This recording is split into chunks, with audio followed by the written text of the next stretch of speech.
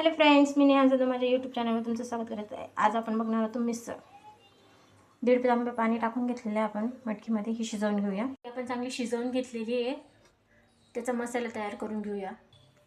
यात आपण टमाटा घेतला आहे, हिरवी मिरची 2 घेतलेल्या आहे, कांदे 3 चिरून घेतलेले आहे, लसूण घेतलेला आहे. हे बारीक करून घेऊ, पेस्ट करून घेऊ आपण याची. मसाला आपण तयार करून घेतलेला आहे, पेस्ट. बारीक कांदा चिरून घेतला आहे, एकच कांदा घेतलेला आहे, टमाटे चिरून घेतलेला आहे एक. कढई गरम करायला ठेवलेली आहे. 4 पळी तेल टाकलेलं आहे आपण. हे कांदा आणि टमाटा याच्यात टाकून परतवून घेऊया.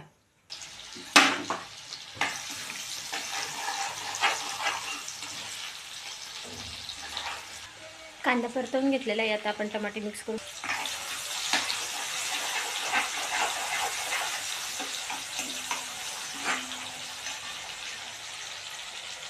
मी आता तयार केलेली पेस्ट ॲड केलेली आहे, ती पण चांगली मिक्स करून घेऊ.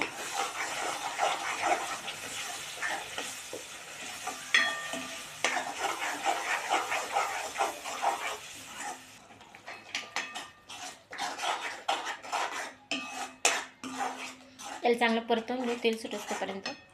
आपण मसाला घेतला आहे. 3 चम्मच मसाला घेतला आहे, घरचाच मसाला घेतला आहे. अर्धा चम्मच हळद आणि 1.5 चम्मच तिखट घेतलेलं आहे. म्हटलं की आपण यात मसाला मिक्स करून घेऊ.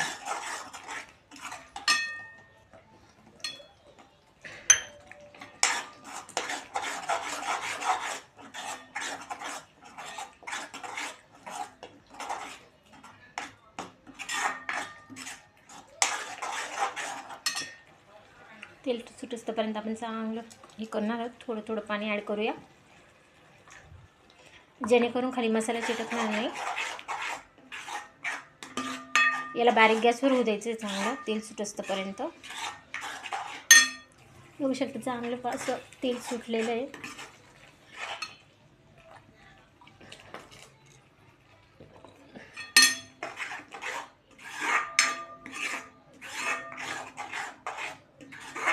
थोडंसं राहू देऊ आणि त्यानंतर आपण मटकी ॲड करणार आहोत. त्याचबरोबर आपण मिसळमध्ये टाकण्यासाठी भजे तयार करत आहोत.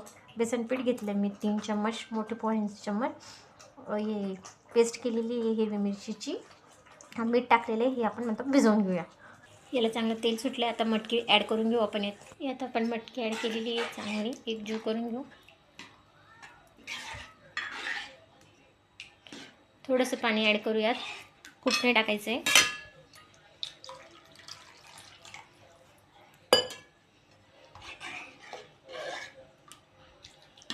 मटकी शिजवलेली होती, त्यामुळे खूप काही शिजवायची गरज नाही. थोडंसं फुल गॅस करून घेऊ आपण. यात चवीपुरतं मीठ.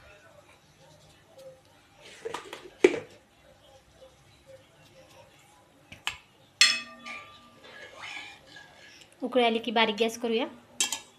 भाज्यांचं पीठ भिजवलं गेलेलं आहे. यात आपण थोडंसं किंचित सोडा टाकणार आहे, जास्त नाही टाकणार आहे. अशा पद्धतीने भिजवायचं आहे.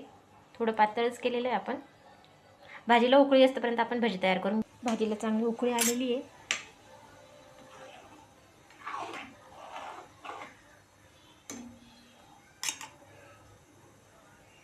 थोडा बारीक करून आपण 2 ते 3 मिनटं राहू देऊया. त्यासाठी आपण तेल गरम करायला ठेवलेलं आहे. चला आपण गरमागरम भजी तयार करूया. तेल गरम झाले, भजी तयार करून घेऊया.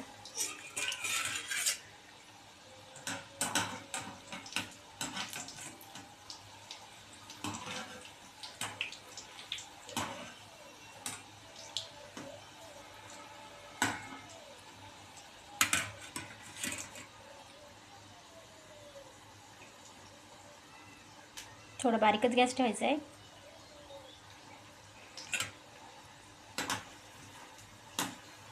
भाजीला चांगली उकळी आलेली आहे. आपण गॅस बंद करून घेऊ. छान अशी आपली भजी तयार झालेली आहे. बाकी पण तयार करून घेऊया. आपली भाजी पण तयार झालेली, मटकी भजी पण तयार झालेली आहे. कांदा चिरून घेतला आहे. यात आपण मटकी टाकून घेतलेली आहे.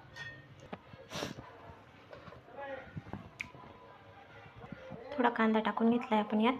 यावर आपण थोडीशी शेव टाकून घेणार आहोत. तयार झाली आपली मिसळ. पावासोबत खूप छान लागते. तुम्हाला जर माझी रेसिपी आवडली असेल तर लाईक करा, शेअर करा, सबस्क्राईब करा.